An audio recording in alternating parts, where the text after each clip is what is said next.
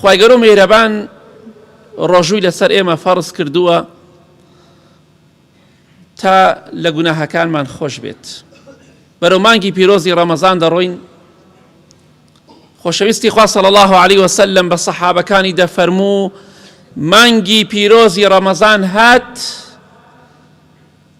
بەڕاستی مانگێکی پیرۆز و پڕ لە خێر و بەرەکەتە.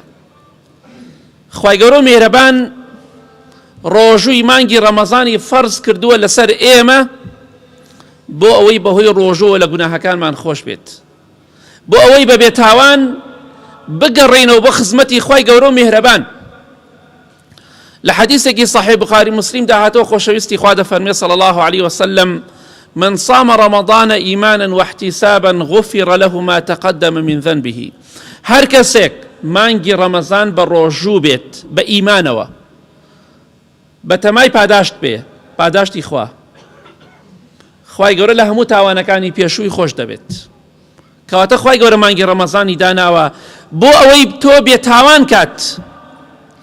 لە حەدیثێکی صحیح جامع صغیرە هاتۆ خۆشەویستی خوا دەیفەرموو صلی الله عليه وسلم یاخوا لوتی بە قوڕا بچێ، لوتی بشکێ، زەلیل بێ، داماو بێ.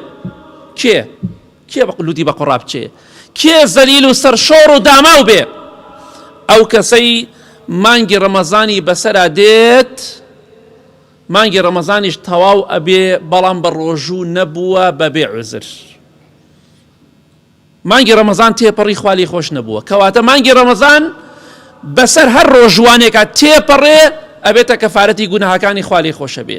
یاخوا لوتی بە قوڕا بچێ، تیا بچێ، لەناو بچێ. ئەو کەسەی مانگی ڕەمەزان بەبێ عوزر ناگرێ و تێش ئەپەڕێت. ئەو کەسانی عوزریان هەیە ئینشاءڵڵا خوای گەورە دەوڵەمەندە کە وەکو ئەو خەڵکە ڕۆژۆکەیان بۆ بنووسێ. ئەو کەسانیشی عوزریان نییە پێغەمبەری خوا صلی الله عليه وسلم دوعایان لێ دەکات چونکە مانگی ڕەمەزان نەبووە کەفارەتی گوناهەکانیان.